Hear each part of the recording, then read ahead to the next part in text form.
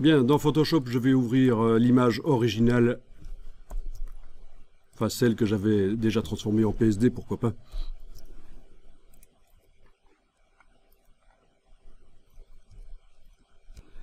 Ah oui, tiens, cette fois-ci, vu que le profil a été inclus, quand j'ai enregistré en PSD, il me dit...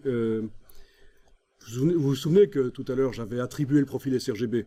Ça a été enregistré dans l'image. Parce que dans la boîte d'enregistrement, il y avait incorporé le profil qui était coché. Donc dans le fichier de l'image, il sait que c'est du sRGB.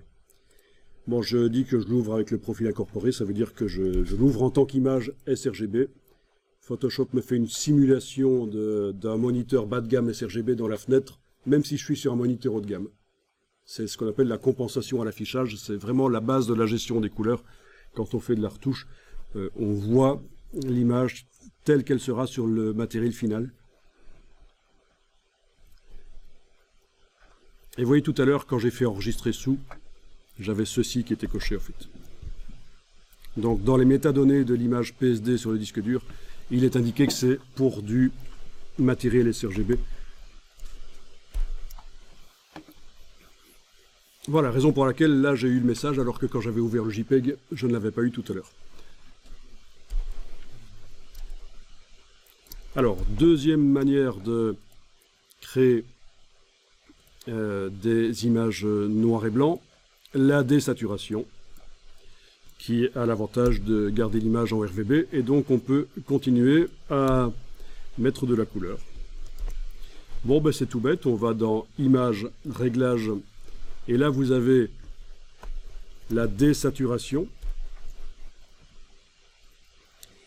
Vous avez aussi la possibilité d'utiliser teinte saturation ici et de désaturer, comme ça. Donc là, j'ai vraiment fait un réglage destructif. Je suis allé dans l'ancien menu de correction couleur de Photoshop, avant que les calques de réglage n'existent. C'est donc image réglage. On pourrait aussi utiliser un calque de réglage. Là, j'annule, commande Z. Et si je vais chercher un calque de réglage de type teinte saturation, le voilà qui arrive au-dessus de l'image, je peux désaturer. Et bien sûr, j'obtiens une image niveau de gris. Mais en fait, l'image est toujours en couleur en dessous. C'est juste l'aspect de l'image. Donc, ce qui me permet d'aller ajouter des choses en couleur par-dessus, notamment, pourquoi pas, du texte.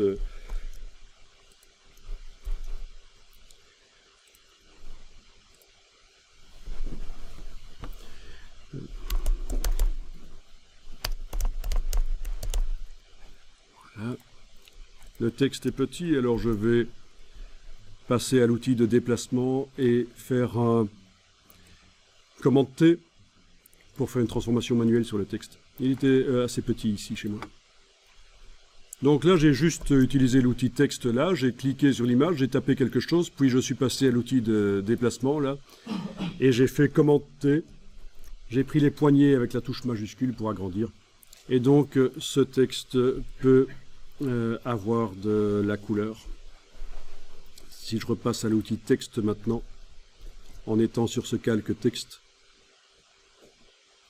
j'ai ici accès à la couleur. On l'a aussi dans la palette de caractères, je pense. Oui, dans la palette de caractères, on a aussi le choix de la couleur du texte. Voilà, et donc bien sûr, ça peut mettre de la couleur, ça peut être sympa. Vous avez les effets spéciaux possibles sur le texte, mais attention, c'est pas toujours très bien.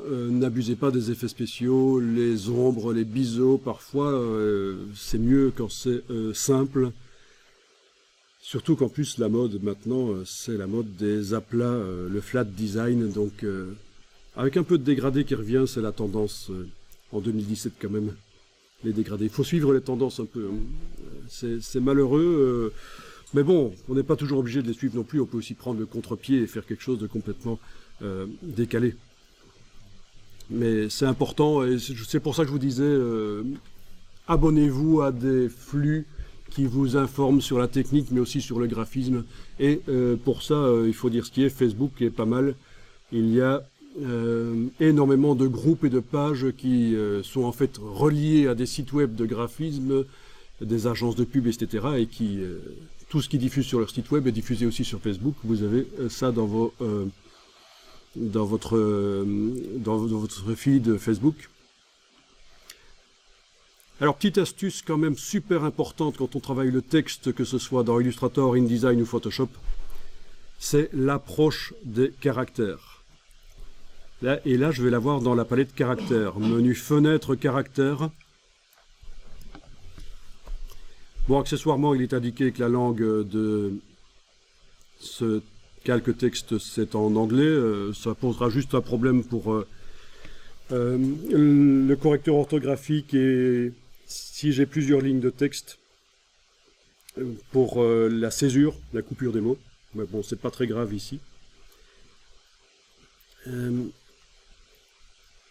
Alors, super important ici, c'est ça. Vous ne devez pas rester en approche métrique. Il faut passer en optique. À moins que vous ayez une bonne raison de rester en métrique.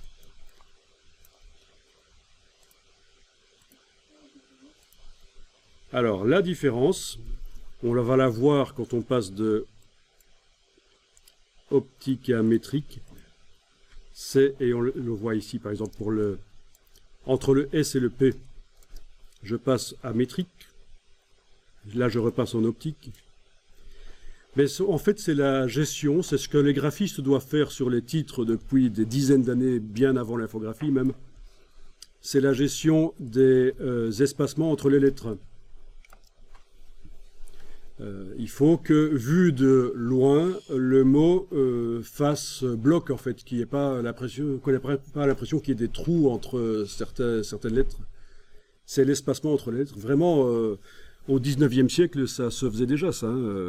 Quand on faisait des enseignes, l'espacement entre les lettres, ça fait partie du boulot du graphiste. Mais là, il y a un système qui peut vous le faire, même sur tout un document InDesign, sur des centaines de pages de texte. Ça peut être fait. Avant, on le faisait bien sûr uniquement sur les titres. Cette approche optique, varier l'espacement entre les caractères en fonction des paires de caractères qu'on a. Maintenant, ça peut se faire sur tout un texte. Et donc, ça existe dans tous les logiciels Adobe, il faut vraiment l'utiliser. Alors, il n'empêche que vous pouvez encore intervenir manuellement sur l'approche de paires avec l'outil texte. Si vous cliquez entre deux caractères, vous voyez l'approche. Voyons un peu. Donc vous ne la voyez pas ici. Ça doit être dans InDesign qu'on la voit, mais en tout cas, on va pouvoir la faire varier manuellement.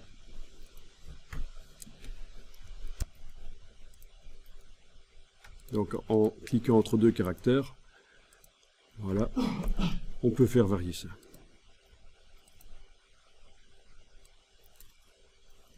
Donc non seulement vous avez utilisé l'automatisme fourni par Adobe pour espacer automatiquement correctement les caractères pour que, vu de loin, le mot n'ait pas vraiment de trou, mais en plus vous pouvez aller faire des petites retouches comme ça. Voilà.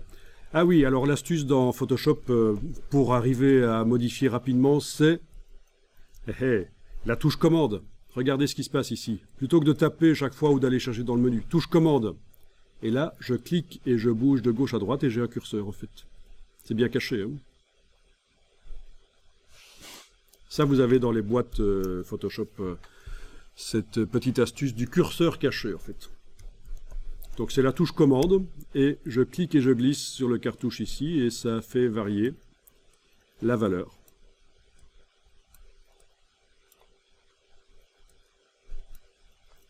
Ok. Ah oui, sinon vous avez aussi l'approche de groupe ici. Ici, c'est ce qu'on appelle l'approche de paire, c'est le kerning. Et vous avez ici l'approche de groupe qui va agir sur tous les caractères.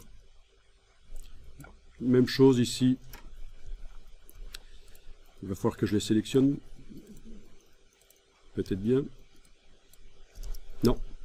Il suffit que je sors de l'outil texte et que je revienne. Je sors de l'outil texte, tout simplement. Je suis passé à l'outil déplacement. Donc là, avec la touche commande, je fais un clic et glisser à cet endroit-là et c'est vraiment l'espacement entre les caractères. Ça peut donner très bien d'avoir des espacements comme ça. Commande T pour faire une transformation manuelle. Majuscule pour redimensionner. Voilà. Bon voilà, c'était un peu de travail sur le caractère, c'était l'occasion puisque j'avais dit que l'avantage de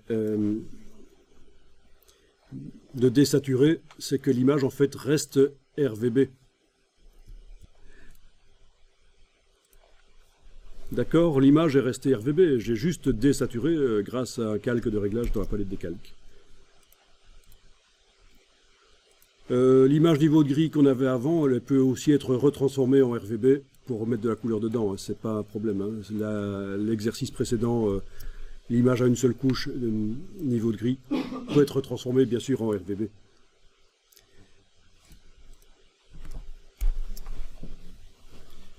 Ah, parfois, c'est pas toujours facile à lire et parfois, un petit effet spécial sur le texte serait quand même le bienvenu. Mais pas nécessairement pour en jeter, pour faire des choses spéciales, mais pour augmenter la lisibilité.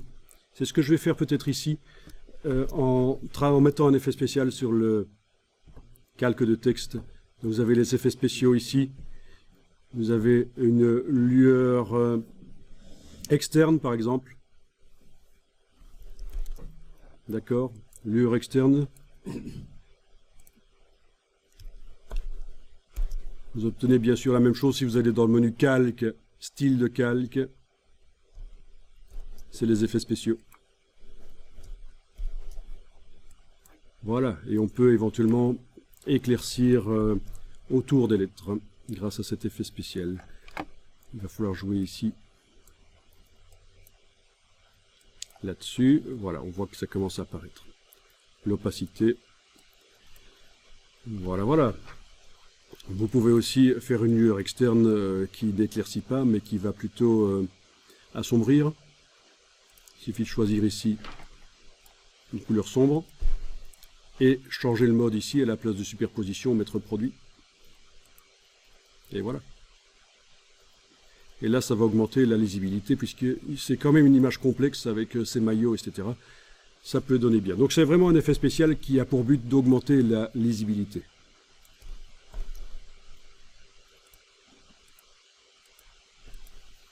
C'est vite fait, hein. Je n'ai pas vraiment fait de test pour obtenir le meilleur résultat.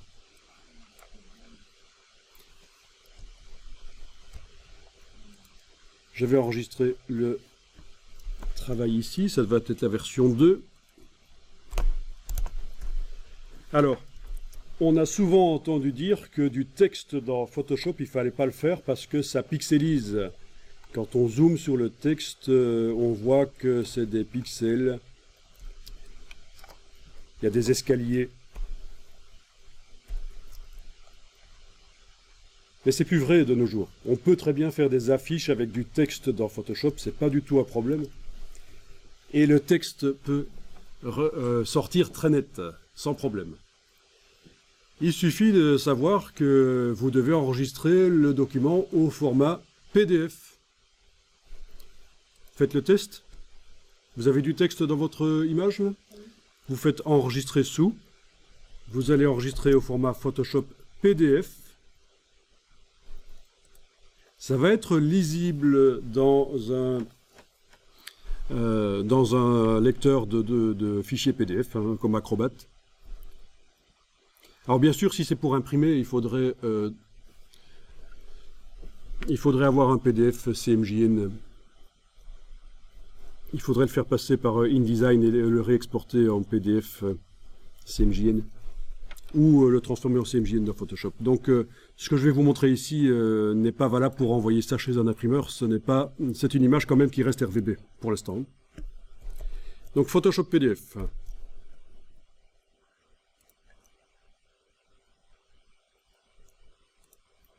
Dans la boîte ici d'enregistrement des options PDF, vous avez l'option conserver les fonctions d'édition de Photoshop. Ça veut dire que dans le fichier PDF, un fichier Photoshop modifiable va être inclus.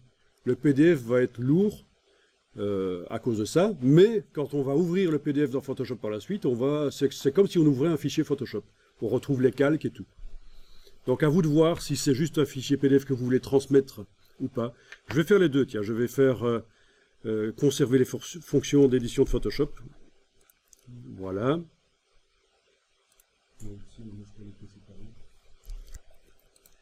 Je vais enregistrer à nouveau en Photoshop PDF, mais cette fois-ci je vais l'appeler VS2B.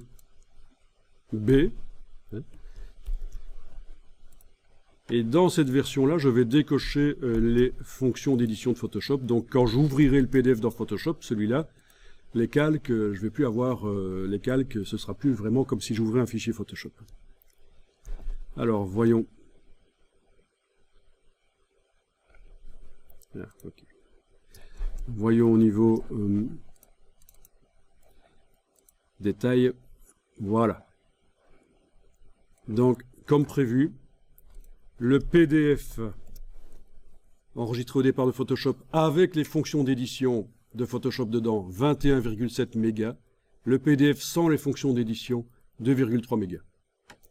Si j'ouvre les deux dans un logiciel comme Acrobat, je ne verrai pas la différence. C'est juste quand on ouvrira dans Photoshop qu'on verra qu'il y en a un des deux qui ne me montre plus les calques.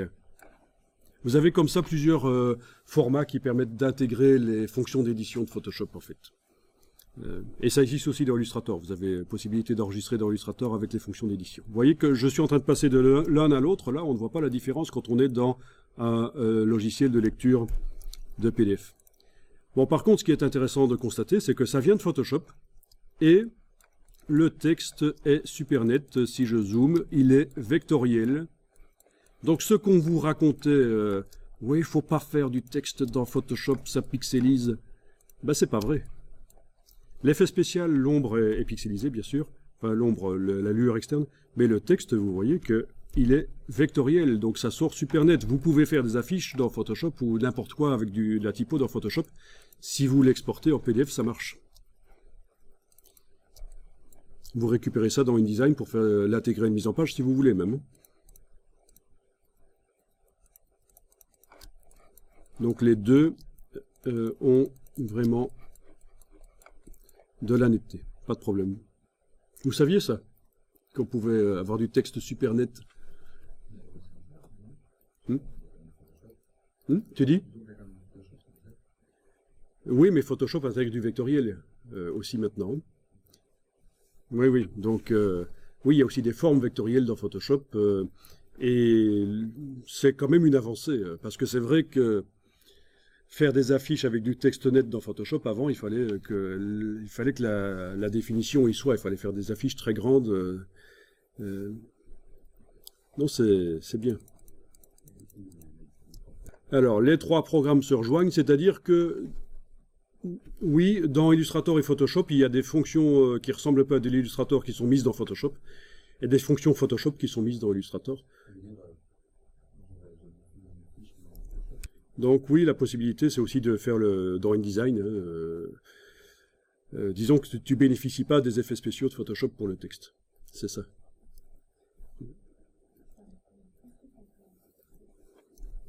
Mais il y a plusieurs manières de faire les choses et qui sont valables.